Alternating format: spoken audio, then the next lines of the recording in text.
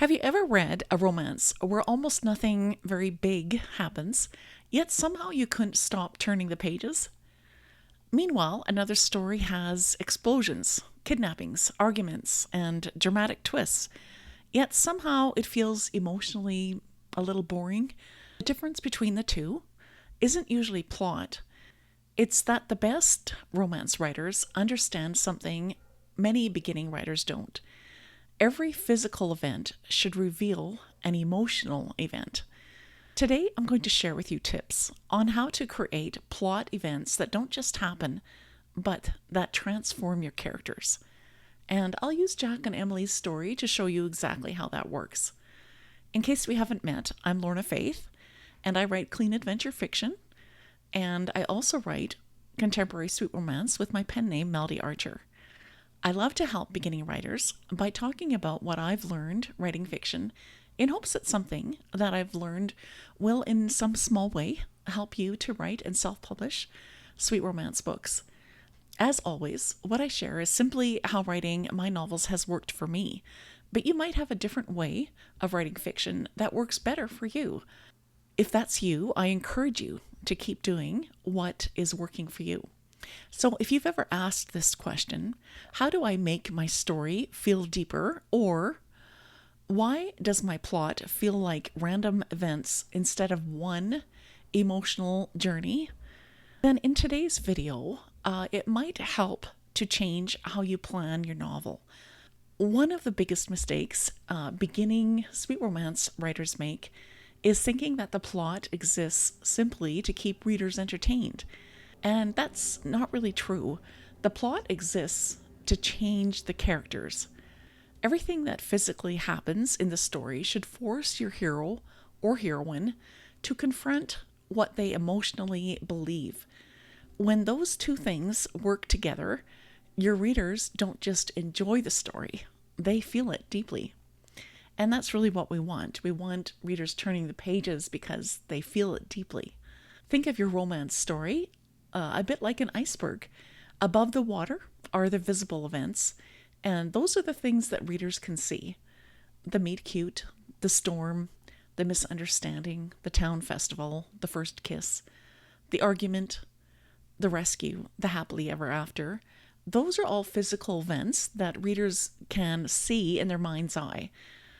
But underneath the water, underneath the iceberg, hidden from sight, is the emotional story. Fear, loneliness, trust, forgiveness, hope, belonging, love. Readers think that they're reading about two people falling in love, but really, a lot of what's going on is they are watching two hearts slowly heal. The physical story is simply the vehicle. The emotional story is the destination.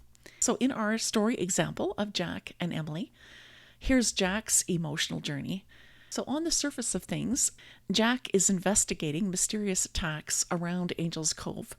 There's lots of physical things happening, and as a former Navy SEAL, he acts as a protector.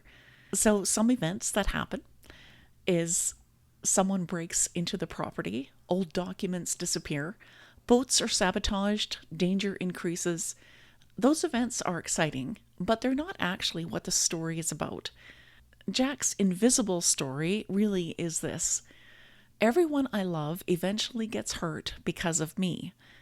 And that belief began after losing Violet, his former fiancée, who died. Now, every external event should pressure that belief. For example, someone vandalizes his marina. Physically, he's angry. Emotionally, his belief grows stronger. I'm dangerous to the people that I love. Later on, Emily volunteers to help him organize old family records. Nothing dramatic happens. They simply work together. Physically, they sort through dusty boxes, but emotionally, Jack discovers someone willingly stays beside him. And for Jack, that's huge. The physical event seems very tiny, but the emotional event is actually quite big. Next, Emily is threatened. Physically, Jack wants to send her away from Angel's Cove so she won't be hurt. But Emotionally, Jack is simply trying to protect himself from another loss. So there's a difference here. The danger isn't simply there for excitement. It's exposing Jack's deepest fear. Let's go to Emily's emotional journey. Her invisible belief is different. She believes people I love always leave. They always abandon me. So every plot event should challenge her belief. For example, Jack cancels dinner because of an emergency. Physically, it's simply a scheduling conflict. But emotionally, Emily hears, here we go again, someone else is abandoning me. Later on, Jack returns to apologize. Physically, it's a conversation. But emotionally, for Emily, it's evidence that someone actually comes back to her. And that starts to become healing. Later on, Emily finds an old family letter. Physically, it's simply discovering new information. But emotionally, Emily realizes generations of misunderstandings have separated families. The letter isn't just solving a mystery, it's healing her view of relationships. And every clue becomes very emotional for her. I want to encourage you, instead of asking what happens next in my story, ask instead what belief needs to be challenged next for my hero or my heroine. And those are different questions. For example, instead of they argue, you could ask, what fear causes this argument? Instead of saying they attend this town festival, instead you could ask, what emotional wall falls down because they are both at this festival? Instead of saying they get trapped during a storm, instead you could ask, what truth are they finally forced to admit during this storm? Suddenly, your scenes are not random. They are very purposeful. Here's 5 questions that I hope will help as you work on every scene in your story. Whenever you're planning a chapter, I want you to pause before you start writing and ask yourself these questions. These are questions that I like to ask myself because they help ensure that every scene is doing double duty. It moves the physical story forward, but it also changes the emotional story. We'll use Jack and Emily as our story example. Question 1. What physically happens in this scene? This is the easiest question because it's what readers can actually see. Maybe Jack and Emily volunteer together at Angels Cove's summer festival. They've set up booths before the crowds arrive when a sudden thunderstorm rolls in. The wind knocks over tables, decorations scatter across the park, and they scramble together to save everything before it blows away. That's a physical event. Without a physical event, your story feels static because nothing is really happening that readers can see in their mind's eye. But don't just stop there. Ask the second question. Question number 2. What emotion does this scene create? The same event should stir different emotions inside each of the hero and the heroine. For Jack, the approaching storm instantly reminds him of the day he lost his former fiancée, Violet. His chest tightens and his instinct is to take control because chaos reminds him of failure. For Emily, the storm isn't frightening in the same way. Instead, she notices how calm Jack becomes when everyone else starts to panic. She begins to see him as someone people naturally trust. Nothing about the weather has changed.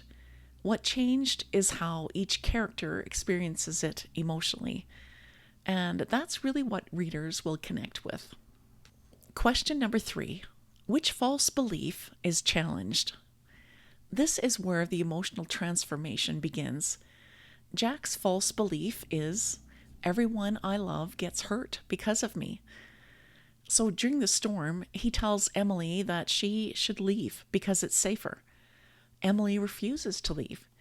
Instead, Emily stays beside Jack, helping to secure tents and checking on families. Without saying it directly, Emily is challenging Jack's belief that people are only safe when they are far away from him. Now let's look at Emily. Her false belief is, people I love always leave me. When the cleanup is finished, Jack could easily head home. But instead, Jack stays behind to help Emily gather the last of the decorations, even though no one asked him to. For perhaps the first time in a real long time, someone has chosen to stay, and Emily really sees that. One simple decision quietly challenges the lie that Emily has believed for years. Question number 4. How is the relationship different when the scene ends? This is one of the questions beginning writers sometimes can forget to ask of their story. Every meaningful scene should leave the relationship in a slightly different place than where it began. At the beginning of this scene, Jack sees Emily as someone he needs to protect from a distance. By the end of this scene, Jack is beginning to recognize that she's very capable, compassionate, and stronger than he first believed. Emily also sees Jack differently. Before the storm, Emily admired him. After watching Jack calmly organize volunteers, comfort frightened children, quietly make sure everybody was safe before thinking about himself, admiration begins turning into trust. And neither of them is in love yet, but the relationship has moved one step forward, and that's really what matters. Question number 5. What emotional question makes readers keep turning the pages? The best scenes don't answer every question. They create a new one. As Jack and Emily finish cleaning up, an elderly woman from the seaside town quietly hands Jack an old weathered photograph that she discovered while cleaning up the debris. In the picture is Jack's great-grandfather standing beside Emily's great-grandmother decades earlier. Neither family knew that this photograph existed. Suddenly, Jack and Emily aren't just wondering what happened during today's storm. They're wondering, what secret connected our families all those years ago? At the same time, readers are asking another question. Jack has begun lowering his walls. Emily has begun to trust someone again. But will they keep moving toward each other? Or will the next challenge convince them to retreat back into the safety of their old fears? Those emotional questions are what keep readers turning the pages. So the next time you're planning a scene, don't just ask what happens. Ask these 5 questions instead. What physically happens in this scene? What emotions does it create between the hero and the heroine? Which false belief is challenged for my hero and my heroine? How has the relationship changed between them? And what emotional question will make readers eager to read the next chapter? And if you can answer those 5 questions for every important scene in your sweet romance, you'll create a story where every scene becomes very meaningful and where every step naturally brings your hero and your heroine closer to becoming the people they were meant to be. Here's something that I hope is encouraging. You don't need giant dramatic events to write a great sweet romance. Some of the most unforgettable scenes involve making coffee together, repairing a fence, walking a dog, cleaning out an old attic, sharing pie after church, watching fireworks, or sitting quietly on a porch swing.